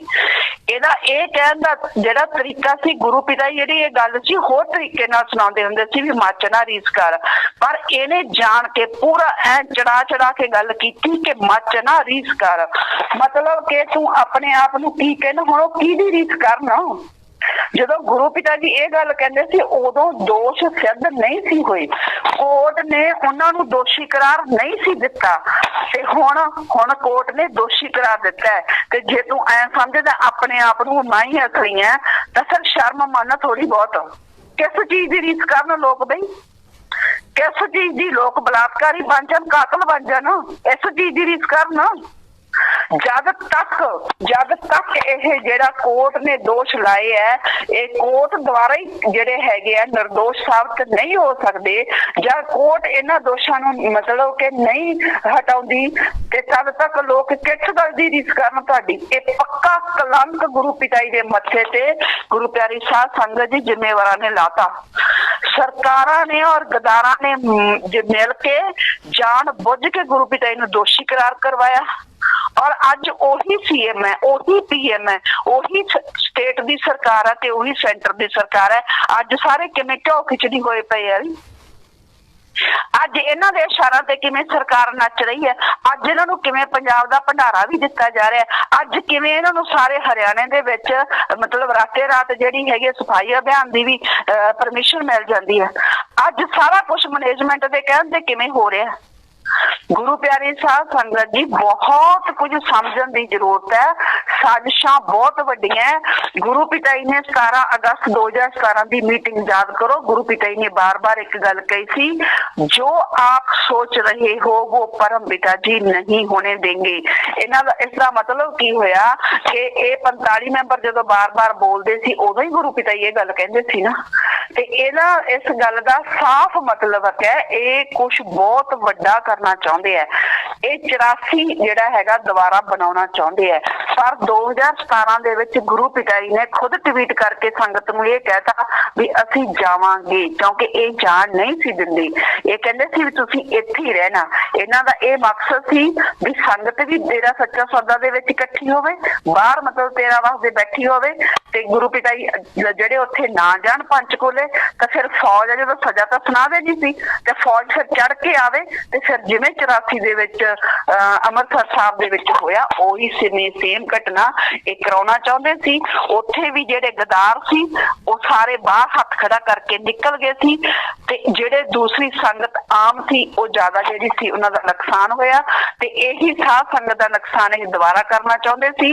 ਪਰ ਉਦੋਂ 84 ਜਿਹੜਾ ਪਲਾਨ ਸੀ ਇਹਨਾਂ ਦਾ ਫੇਲ ਹੋ ਗਿਆ। ਹੁਣ ਦੁਬਾਰਾ ਫੇਰ ਜਿਹੜਾ 2017 ਦੇ ਵਿੱਚ ਇਹਨਾਂ ਦਾ ਫੇਲ ਹੋਇਆ ਪਲਾਨ ਸੀ, ਉਹ ਹੁਣ ਇਹ 2023 ਦੇ ਵਿੱਚ ਰਿਪੀਟ ਕਰਨ ਦੀ ਪੂਰੀ ਕੋਸ਼ਿਸ਼ ਕਰਨਗੇ। ਹਾਂ, ਇੰਨਾ ਜ਼ਰੂਰ ਗੁਰੂ ਪਿਤਾ ਜੀ ਤੇ ਵਿਸ਼ਵਾਸ ਹੈ ਕਿ ਗੁਰੂ ਪਿਤਾ ਜੀ ਸੰਗਤ ਦਾ ਨੁਕਸਾਨ ਨਹੀਂ ਹੋਣ ਦੇਣਗੇ। ਪਰ ਗੁਰੂ ਪਿਆਰੀ ਸਾਧ ਸੰਗਤ ਜੀ ਯਾਦ ਰੱਖਿਓ, ਜਿਸ ਤਰ੍ਹਾਂ ਦੇ ਲੱਛਣ ਯੂਪੀ ਵਾਲਾ ਕਰ ਰਿਹਾ ਔਰ ਜਿਸ ਤਰ੍ਹਾਂ ਦੀਆਂ ਗੱਲਾਂ ਮੀਟਿੰਗਾਂ ਦੇ ਵਿੱਚ ਹੋ ਰਹੀਆਂ, ਗੁਰਚਰਨ ਨੇ ਪਹਿਲਾਂ ਤਾਂ ਦੇਖੋ ਜਿਹੜੀ ਯੂਥ ਦੀ ਮੀਟਿੰਗ ਹੁੰਦੀ ਹੈ ਡੇਰੇ ਦੇ ਅੰਦਰ, ਉੱਥੇ ਇਹ ਗੱਲ ਕਹੀ ਜੇ ਵਿਸ਼ਵਾਸ ਹੋਵੇ ਤਾਂ ਪੰਜਾਬ ਦੇ ਵਿੱਚ ਇੱਕ ਆਸ਼ੂਤੋਸ਼ ਹੈ, ਕਹਿੰਦੇ ਆਸ਼ੂਤੋਸ਼ ਦੇ ਚੇਲਿਆਂ ਵਰਗਾ ਵਿਸ਼ਵਾਸ ਹੋਵੇ। ਆਸ਼ੂਤੋਸ਼ ਕੀ ਹੈ ਕਈਆਂ ਨੂੰ ਪਤਾ ਨਹੀਂ ਹੋਣਾ, ਪੰਜਾਬ ਦੇ ਲੋਕਾਂ ਨੂੰ ਤਾਂ ਸਾਰਾ ਪਤਾ ਹੀ ਹੈ ਕਿ ਉਹਦੀ ਡੈੱਡ ਬੋਡੀ ਰੱਖੀ ਹੋਈ ਆ ਉਹਦੇ ਚੇਲਿਆਂ ਨੇ। ਉਹਦੇ ਬੇਟੇ ਨੇ ਉਹਦੇ ਆਪਦੇ ਫਾਦਰ ਦੀ ਅਤੇ ਪਿਤਾ ਦੀ ਡੈੱਡ ਬੋਡੀ ਮੰਗੀ ਵੀ ਮੈਨੂੰ ਦਿਓ, ਵੀ ਮੇਰਾ ਫਾਦਰ ਦੀ ਡੈਥ ਹੋ ਗਈ ਹੈ, ਮੇਰੇ ਪਿਤਾ ਦੀ ਡੈਥ ਹੋ ਗਈ ਹੈ, ਮੌਤ ਹੋ ਗਈ ਹੈ, ਮੈਂ ਇਹਦਾ ਸੰਸਕਾਰ ਕਰਨਾ। ਪਰ ਨਹੀਂ, ਉੱਥੇ ਮੈਨੇਜਮੈਂਟ ਕਮੇਟੀ ਖੜੀ ਹੋ ਗਈ, ਨਹੀਂ ਜੀ ਸਾਡਾ ਗੁਰੂ ਤਾਂ ਮਰਿਆ ਨਹੀਂ ਜੀ, ਤਾਂ ਸਮਾਧੀ ਚ ਆ ਜੀ। ਤੇ ਇਹ ਕਹਿ ਕੇ ਉਹਨਾਂ ਨੇ ਨਾ ਤਾਂ ਸੰਸਕਾਰ ਕਰਨ ਦਿੱਤਾ, ਕਿਉਂ ਹੁਣ ਅੱਗੇ ਕੋਈ ਹੋਰ ਗੱਦੀ ਤੇ ਬੈਠ ਨਹੀਂ ਸਕਦਾ, ਤੇ ਉਹ ਆਲੇ ਦੁਆਲੇ ਵਾਲੇ ਸਾਰਾ ਬਸ ਆਪਣੇ ਜਿਹੜਾ ਹੈਗਾ ਕੰਟਰੋਲ ਦੇ ਵਿੱਚ ਉਹਨਾਂ ਨੇ ਕੀਤਾ ਹੋਇਆ। ਤੇ ਸੇਮ ਗੱਲਾਂ ਕਹਿਣੀਆਂ ਕਿ ਜੇ ਵਿਸ਼ਵਾਸ ਹੋਵੇ ਤਾਂ ਆਸ਼ੂਤੋਸ਼ ਦੇ ਚੇਲਿਆਂ ਵਰਗਾ ਹੋਵੇ। ਤੇ ਇਹੀ ਗੱਲ ਸਲਾਦਪੁਰਾ ਮੀਟਿੰਗ ਦੇ ਵਿੱਚ ਵੀ ਗੁਰਚਰਨ ਨੇ ਰੱਖੀ। ਪਹਿਲਾਂ ਯੂਥ ਦੀ ਮੀਟਿੰਗ ਦੇ ਵਿੱਚ ਡੇਰੇ ਰੱਖੀ, ਫਿਰ ਸਲਾਦਪੁਰੇ ਜਿਹੜੀ ਇਹਨਾਂ ਦੀ ਮੀਟਿੰਗ ਹੋਈ ਸੀ ਭੰਡਾਰੇ ਤੋਂ ਪਹਿਲਾਂ, ਉਸ ਮੀਟਿੰਗ ਦੇ ਵਿੱਚ ਵੀ ਇਹ ਗੱਲ ਗੁਰਚਰਨ ਨੇ ਕਹੀ ਹੈ ਕਿ ਜੇ ਵਿਸ਼ਵਾਸ ਹੋਵੇ ਤਾਂ ਆਸ਼ੂਤੋਸ਼ ਦੇ ਚੇਲਿਆਂ ਵਰਗਾ ਹੋਵੇ। ਗੁਰੂ ਪਿਆਰੀ साध संगत जी कमाल है। विश्वास वास्ते आशुतेश दे चेलियां दी ही क्यों उदाहरण दी जा रही है? एदा मतलब बिल्कुल साफ है, जेड़ा यूपी वाला इन्हां ने खुद ही मार देना है। ये ज्यादा दिन चलने वाली खेड नहीं है। बेशक पंजाब दे विच अमरतपाल ने बिल्कुल क्लीयर कट कहता है कि निरंकारी जो होया सी, निरंकारी कांड जो होया सी उसे तरह होगी जे सरकार इन्हां नूं इसे तरह बार बार बाहर कड्डूगी। तो निरंकारी कांड दे विच की होया सी? निरंकारियां दे जो मुखी सी बाबा गुरबचन सिंह जी उन्हां नूं मार दिता गया सी। उस तो बाद उन्हां दे मेन जिम्मेवार सी जगह जगह ते पंजाब दे, हरियाणा दे, अलग अलग स्टेटां दे उत्थे जेडे मेन जिम्मेवार मारे गए। उस तो बाद जिले दे जिम्मेवार भी कुछ थावां ते मारे गए सी। तां गुरु प्यारी साध संगत जी ये नहीं है कि सिर्फ निरंकारी कांड जदों होया ते वो सिर्फ निरंकारी ही मारे गए, तां बहुत सारे सिख भी मारे गए सी। उस तो बाद ही ये 78 दे विच जदों निरंकारी कांड हुंदा उस तो बाद ही 84 दी बुनियाद जिहड़ी हैगी है नींह रखी जाती है। ते उस तो बाद 84 हुई। 84 तो बाद आपां देखदे हां कि पंजाब दे हालात किधर तो किधर बदल गए। 10-12 साल किवें पंजाब दे विच आतंकवाद रहा ते ये लोग ये सरकारां तां चाहुंदियां, सरकारां तां चाहुंदियां पंजाब है जिहड़ा बिल्कुल टारगेट ते है। इसे करके साध संगत सावधान रहो। दोबारा पंचकूला कांड किसे वेले भी बन सकदा है। ये जिहड़े 40 दिन रह के जाऊगा ना, ये 40 दिन खैर नहीं है। ये तुसीं जिवें कहंदे हुंदे सी ना पहलां परम पिता जी ते फिर हजूर पिता जी भी अज दा दिन लंघ गया तो शुक्र करो, कल वाला दिन माड़ा ही माड़ा। काल दे कम देखो, काल आपदे कम ही कर रहा है। काल महाकाल दा मतलब की है? बुराई ते बुराई दे सारे काम जेडे एक खुद हुण बैठ के स्टेज ते कर रहा है ते नाम किहदा बदनाम कर रहा है? नाम कर रहा है साडा सतगुर दा, नाम बदनाम हो रहा साडे गुरु पिता जी दा। क्योंकि सत्संग दे विच आपां देखिआ जी जबान फिसलदी है। ਇਹਦੀ ਜ਼ਬਾਨ ਫਿਸਲਦੀ ਹੈ ਜਾਂ ਤਾਂ ਇਹ ਕੋਈ ਨਸ਼ਾ ਕਰਦਾ ਤੇ ਜਾਂ ਫਿਰ ਕੋਈ ਹੋਰ ਪ੍ਰੋਬਲਮ ਹੈ। ਜਿਵੇਂ ਕਈ ਵਾਰੀ ਮੋਹਿਤ ਬੇਟਾ ਦੱਸਦਾ ਵੀ ਇਹਨੂੰ ਅਧਰੰਗ ਦੀ ਪ੍ਰੋਬਲਮ ਹੈ। ਇਹਦੀ ਜ਼ਬਾਨ ਫਿਸਲਦੀ ਹੈ। ਇਹ ਵੱਡੇ ਇੰਗਲਿਸ਼ ਦੇ ਜਿਹੜੇ ਸ਼ਬਦ ਹੈ ਇਹ ਸਹੀ ਨਹੀਂ ਬੋਲਦਾ, ਇਹ ਗਲਤ ਬੋਲਦਾ। ਤੁਸੀਂ ਬੇਸ਼ੱਕ ਇਹਨੂੰ ਧਿਆਨ ਨਾਲ ਦੇਖੋਗੇ ਤਾਂ ਇਹ ਬਹੁਤ ਗਲਤ ਬੋਲਦਾ। ਦੂਸਰਾ ਇਹ ਕਈ ਵਾਰੀ ਹਕਲਾ ਕੇ ਵੀ ਬੋਲਦਾ। ਜਦੋਂ ਹਕਲਾ ਕੇ ਬੋਲਦਾ ਉਦੋਂ ਵੀ ਇਹ ਸਹੀ ਨਹੀਂ ਬੋਲਦਾ। ਤੀਸਰਾ ਇਹਨੂੰ ਰੂਹਾਨੀਅਤ ਦਾ ਕੋਈ ਗਿਆਨ ਹੀ ਹੈ ਨਹੀਂ। ਤੁਸੀਂ 25 जनवरी का भंडारा भी देखा होगा, 29 जनवरी का भंडारा देखा हो। परम पिता जी का भंडारा होवे ते परम पिता जी ने 10 मिनट तक ही 1 मिनट भी नहीं बोलिया।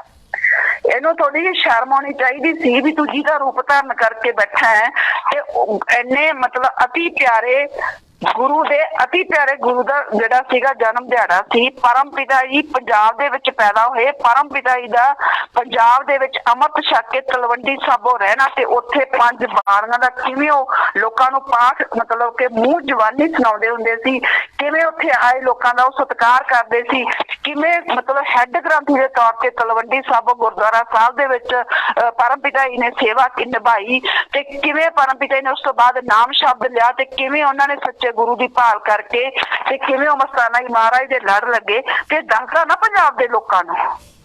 कैसे काम कल ओनू कहते होंगे ना जिवें कहते जिहड़ी काल की भगती है ये पानी च प्रधानी हुंदी है, कोई असर तो हुंदा नहीं।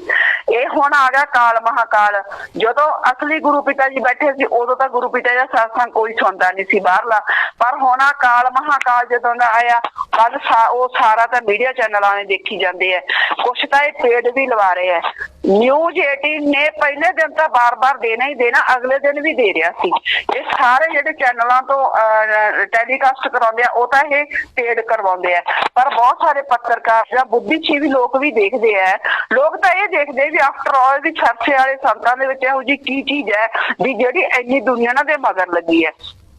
पर हुण की हो रहा है? इहनूं रूहानियत का कोई ज्ञान नहीं।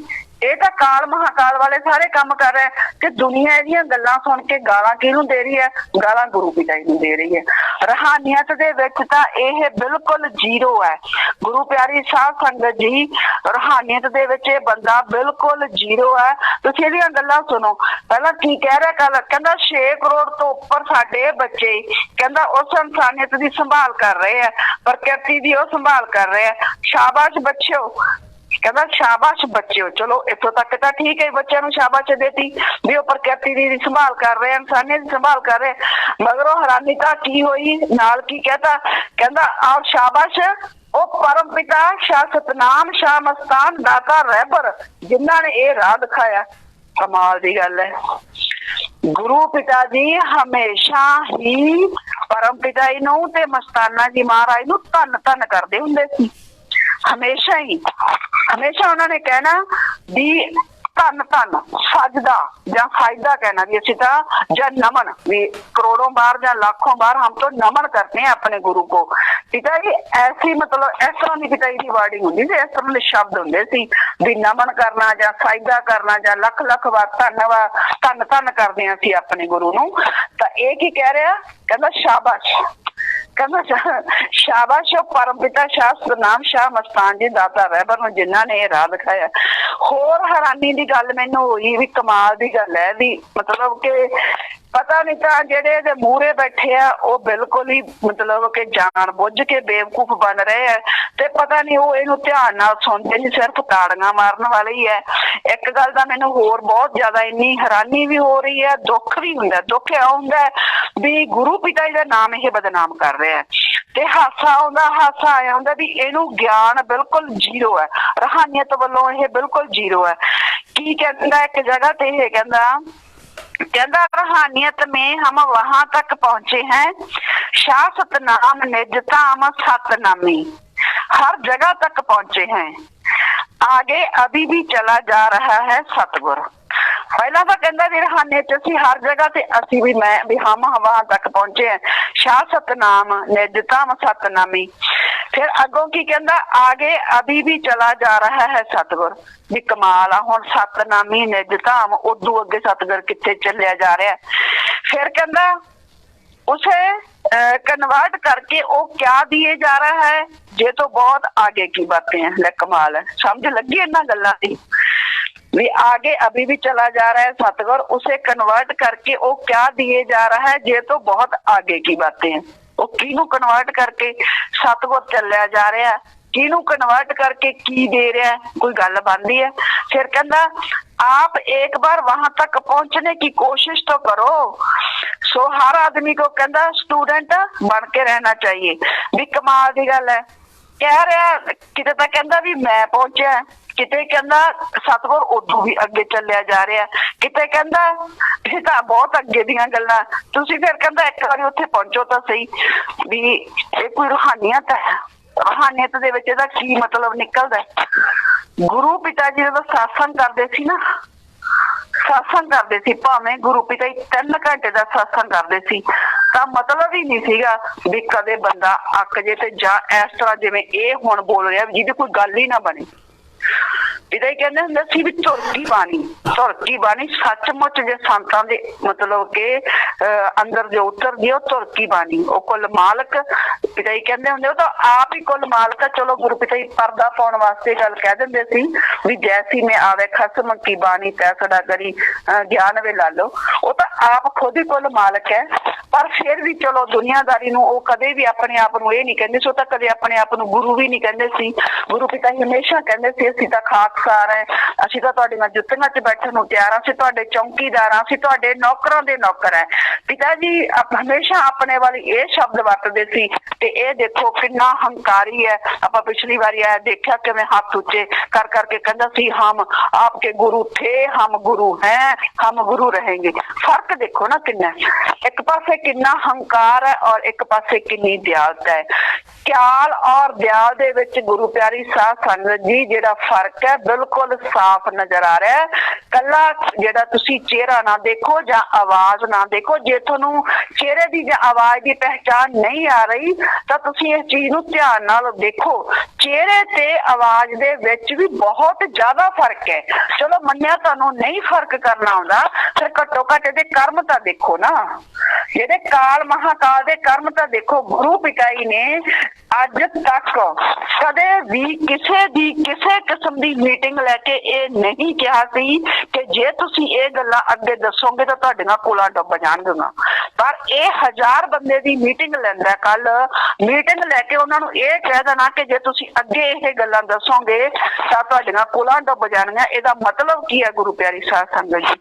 इहदा मतलब साफ साफ है कि वह इहो जिहा कोई गलत काम करन नूं कह रहा ताकि जिहड़ा किसी नूं होर पता ना लगे कि ये इसे ने कहा, पर इहनूं बेवकूफ नूं जुप्पी वाले नूं ये नहीं पता भी तू इन्हां नूं तां कही जाना भी अगे जाके दसे नहीं, ते जिहड़े तेरे कोल तेरे ही खड़े है ये तेरी रिकॉर्डिंग कर रहे होणगे, यही रिकॉर्डिंग बाद चो पुलिस नूं देणगे। असीं थोड़ी कहणगे करवाया।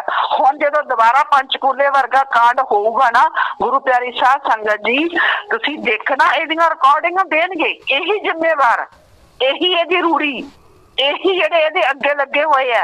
इहदियां जेहड़ियां इह गुप्त मीटिंगां हुण चल रहीआं वो तां रिकॉर्डिंग रख ही रहे हैं ना आपदा, ते नाम किहदा बदनाम होऊगा? नाम होऊगा गुरु पिता जी दा। गुरु प्यारी साध संगत जी तो पंचकूले जो गुरु पिता जी उत्थे तो वीडियो आ जाती, पंचकूला कांड जो होया वो गुरु पिता जी के पै ही नहीं सकता पंचकूले वाला कांड, क्योंकि गुरु पिता जी ने वीडियो जारी करके कहता सीगा भी भाई वापस आओ सारे आने। उत्थे गुरु पिता जी बिल्कुल मतलब के निर्दोष है, बिल्कुल साफ साफ जे कल नूं केस चलदा गुरु पिता जी दा उहदे च कोई दोष नहीं है। संगत आपदी मर्जी नाल गई है जां जिम्मेवारां ने भेजिआ, उत्थे जे फसदे आ तां सारे दे सारे जिम्मेवार फसदे पंचकूला कांड दे विच। इसे करके यह दोबारा इहो जिहियां मीटिंगां कर रहे हैं, यूपी वाला खुद कर रहे हैं, और इहदे विच बार बार वो कह रहे कुर्बानियां तां करनियां पैणगीआं, कुर्बानियां तां कहंदा भी देखदे आ कौन कौन कुर्बानी करूगा। जदों इस तरह दीयां गल्लां वो कर रहा, वो सारियां ओहदियां रिकॉर्डिंग हो रही है, ते बाद दे विच आ जिहड़े जिम्मेवार ਉਹਦੇ चमचे आ ਉਹ ਤਾਂ ਸਾਰੇ ਆਪਣੇ ਆਪ ਨੂੰ ਬਚਾ ਲੈਣਗੇ ਤੇ ਫਸਾਉਣਗੇ ਉਹਨੂੰ ਕੱਲੇ ਨਹੀਂ। क्यों नाम ते चेहरा किहदा? गुरु दा। पर इन्हां नूं नहीं इस गल दा पता, जिवें गुरु पिता जी ने मैं तुहानूं शुरू दे विच गुरु पिता जी दे वचन सुनाए भी पिता जी दे वचन है दयाल तो काल को भी बनाने वाला है, तो फिर दयाल के सामने काल की क्या औकात है? ये बदनाम करदा ना साडे गुरु पिता जी नूं। एक काल महाकाल जो साडे गुरु दा रूप धारण करके आ, ये की सोचदा भी मैं सारी दुनिया दे विच संत डॉक्टर गुरमीत राम निहंग सिंह जी दा नाम इन्ना बदनाम कर दूंगा कि लोग ओदे नाम तो नफरत करन लग जाणगे। काल महाकाल दा यही काम है ना, संतां दी निंदा करवा रहा रज रज के वो। जदों गुरु पिता जी जाते हुए ये वचन करके गए हैं कि असी निर्दोष जा रहे हैं तो निर्दोष ही वापस आवांगे, तो फिर वो दोषी बाहर किवें आ गए? आ ही नहीं सकते। सानू पता साडे गुरु पिता जी की अणख किन्नी है, सानू पता एक जट दे विच किन्नी अणख हुंदी है। जदों 17 अगस्त 2017 की मीटिंग दे विच सारी साडे सेवादारां दे सामने लख दे करीब उत्थे जिहड़ा सेवादार बैठा सी, गुरु पिता जी ने वचन कीते है, कहंदे असीं आई संत मत दे विच गए, जे संत मत विच ना आउंदे तां कहंदे दोष लाउण वालिआं नूं दस दिंदे कि दोष लगदे किवें है। इन्हां दा इसदा मतलब की है कि उन्हां दे अंदर अणख है, अणख है, गैरत आ उन्हां दे अंदर, ते दसणगे ओह लोकां नूं कि जिहड़े दोष है किवें लगदे है। ते तुसीं की सोचदे आ ते अज ओह आपदे एडा वड्डा कलंक ले के ते आए बाहर ओह लाइव सत्संग करन लग जाणगे। कल जिहड़ा पंजाब दे मीडिया ने जो गंद पाया जां उत्थे आपां दे सोशल मीडिया ते गंद पिया, आपां ने देखिआ की कुछ होया। किवें बैठ के दो कौडी दे बंदे दो कौडी दे बंदे किवें मीडिया ते बैठ के की गुरु पिता जी दा नाम लेके बोल रहे थे। गुरु प्यारी साध संगत जी संतां दी निंदा, ये बंदा जदों दा बाहर आ गया, ये जी साडी मैनेजमेंट है ना, एक जी रूड़ी है, यही रद्दी है, इन्हां दा ढिड नहीं भरिया 2017 च गुरु पिता जी दी निंदा करवा के। दोबारा जदों फेसबुक वाडे की टीम आई, असी लाइव होने लगे, असी मीडिया च बैठ के या मतलब अपने इस पेज तो लगातार कह लगे भी ये गुरगद्दी नूं लेके सारा कुछ होया, साडे गुरु पिता जी निर्दोष है, इस सरकारां दे नाल मिल के साडे ही जिहड़े लोग है जां जिहड़ी मैनेजमेंट कमेटी है एडम ब्लॉक है जां जिहड़ी रूड़ी बैठी है मूरे, इहने साडे गुरु पिता जी नूं जिहड़ा हैगा दोषी करार करवाया। साडे गुरु पिता जी निर्दोष है, साडे गुरु पिता जी सच्चे सी, सच्चे ते सच्चे रहणगे। ਉਹ ਇੱਕ ਸੱਚੇ ਸੰਤ ਹੈ। ਤਾਂ ਲੋਕਾਂ ਦੇ ਦਿਮਾਗ ਦੇ ਵਿੱਚ ਜਿਹੜੀ ਇੱਕ ਗੱਲ ਬੈਠ ਗਈ ਸੀ ਵੀ ਸੱਚੇ ਜਿਹੜੇ ਸਰਸੇ ਵਾਲੇ ਸੰਤ ਆ ਉਹ ਸੱਚੇ, ਪਰ ਜੋ ਨਾਲ ਵਾਲੇ ਲੋਕ ਆ ਉਹ ਧੋਖਾ ਕਰ ਗਏ। ਪਰ ਜਾਣ ਬੁੱਝ ਕੇ ਅੱਜ ਜਿਹੜਾ ਡੁਪਲੀਕੇਟ ਲਿਆ ਕੇ ਅੱਜ ਨਕਲੀ ਲਿਆ ਕੇ ਗੁਰੂ ਪਿਤਾ ਜੀ ਦਾ ਚਿਹਰਾ ਜਿਹੜਾ ਮਾਸਕ ਬਣਵਾਇਆ ਇਹਨਾਂ ਨੇ 2015 ਦੇ ਵਿੱਚ ਆਨਲਾਈਨ ਗੁਰੂਕੁਲ ਦੇ ਵਿੱਚ ਹੀ ਇਹਨਾਂ ਨੇ ਗੁਰੂ ਪਿਤਾ ਜੀ ਦਾ ਡੁਪਲੀਕੇਟ ਤਿਆਰ ਕਰ ਲਿਆ ਸੀ।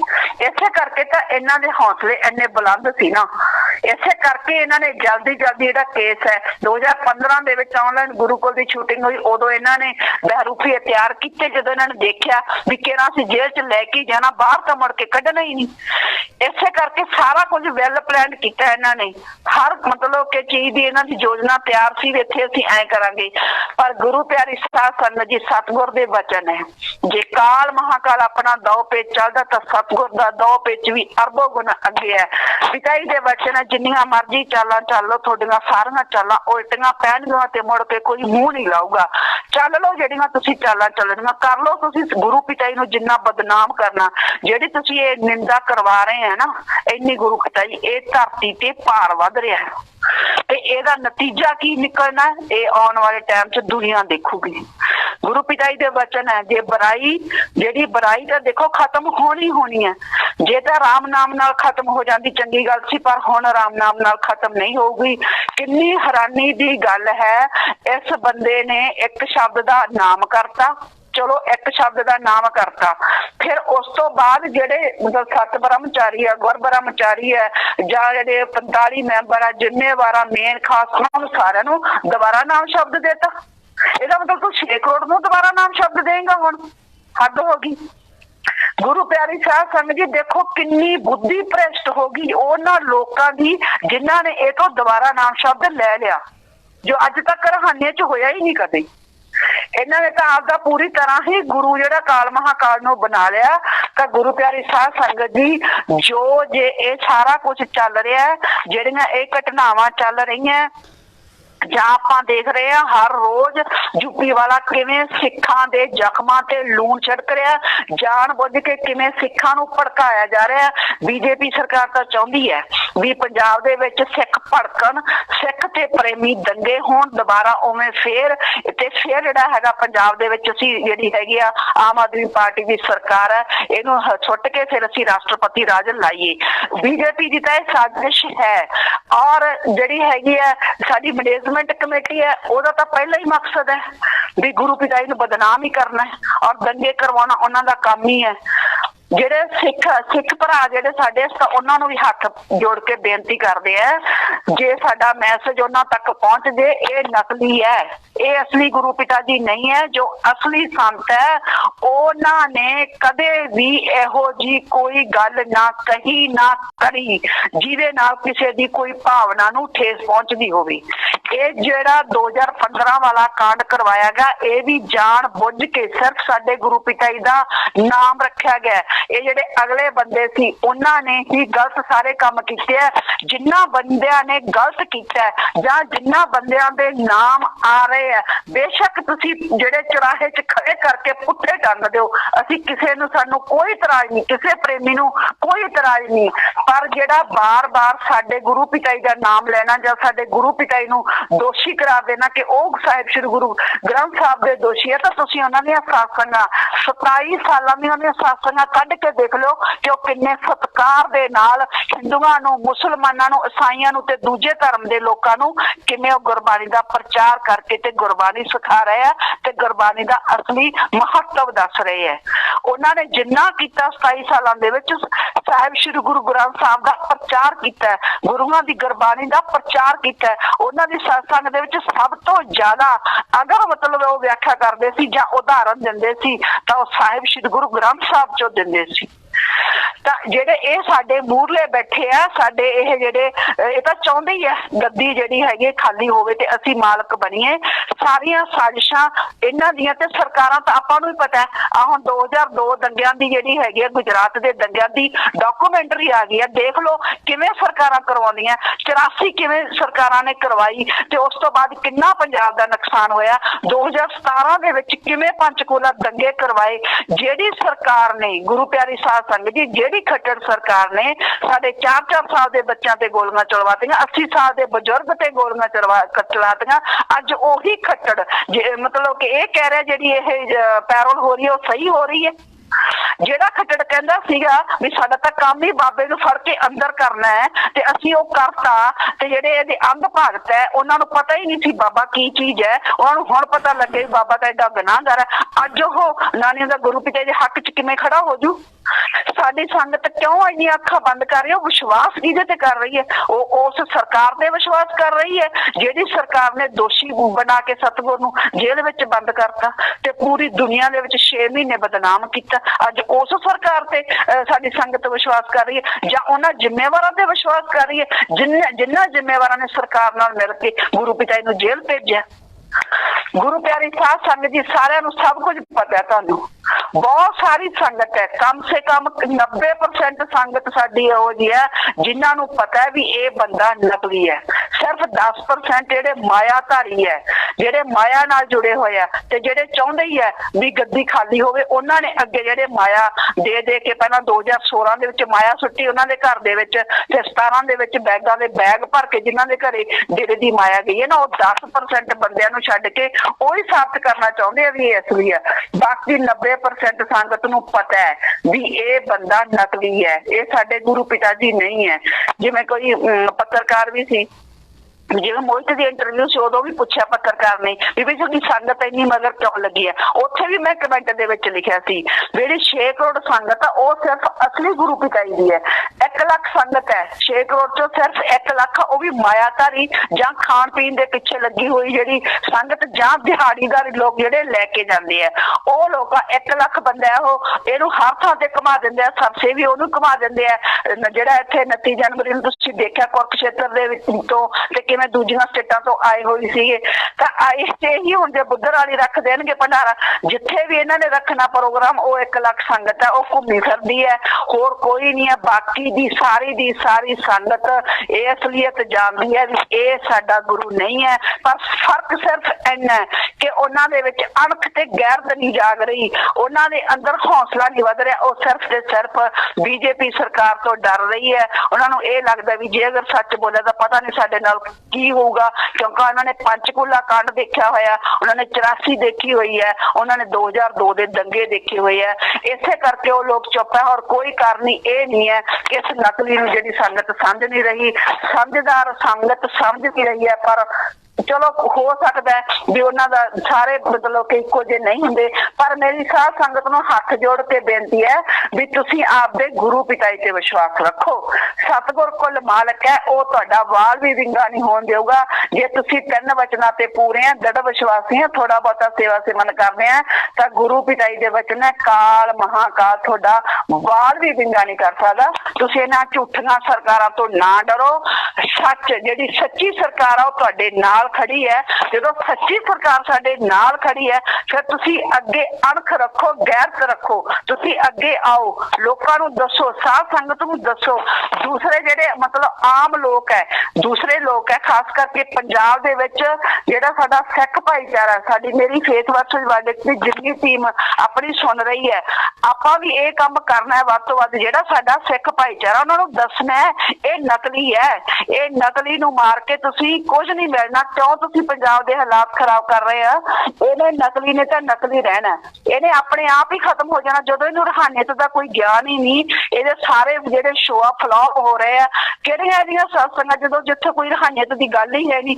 ਦੇਖਿਆ ਹੀ ਹੈ ਲੋਕਾਂ ਨੇ ਵੀ ਕਿ ਸਤਸੰਗ ਤਾਂ ਹੈ ਹੀ ਨਹੀਂ ਸੀ, ਲੋਕ ਖੁਦ ਹੀ ਕਮੈਂਟ ਲਿਖ ਰਹੇ ਸੀ ਵੀ ਇਹ ਤਾਂ ਕੰਜਰਖਾਨਾ ਹੋ ਰਿਹਾ, ਕੋਈ ਸਤਸੰਗ ਥੋੜੀ ਹੋ ਰਹੀ ਹੈ।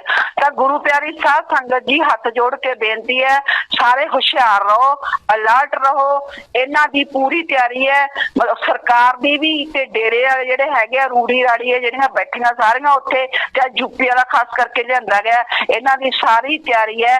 ਪੰਚਕੂਲਾ 2 ਪੰਚਕੂਲਾ 2 ਕਰਵਾਉਣ ਦੀ, ਪੰਚਕੂਲਾ ਜਿਹੜਾ ਹੈਗਾ ਹੁਣ ਇੱਕ ਵਾਰੀ ਫੇਰ ਪੰਚਕੂਲਾ ਕਾਂਡ ਰਿਪੀਟ ਕਰਨ ਦੀ ਇਹਦੀ ਫੁੱਲ ਤਿਆਰੀ ਹੈ।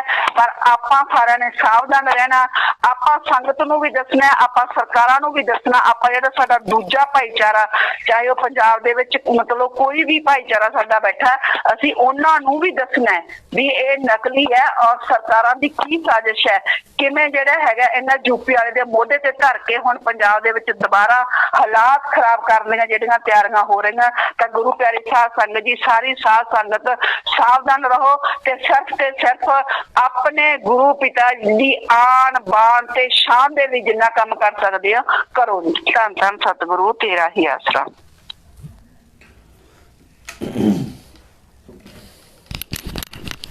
धन सतगुरु तेरा ही आसरा। तो हम अरदास करते हैं, प्रार्थना करते हैं सच्चाई सामने है, सब अमन शांति हो, भाईचारा रहे, सब आपस से प्रेम से रहें, जितनी भी बुराइयां हैं, बेईमानी ठगी है, ये सब खत्म हो।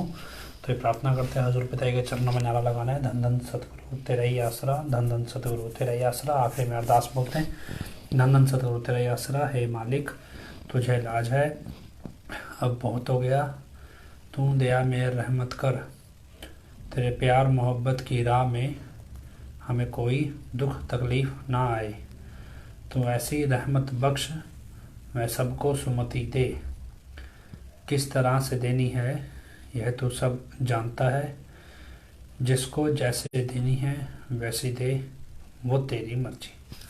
धन धन सतगुरु तेरे ही आस।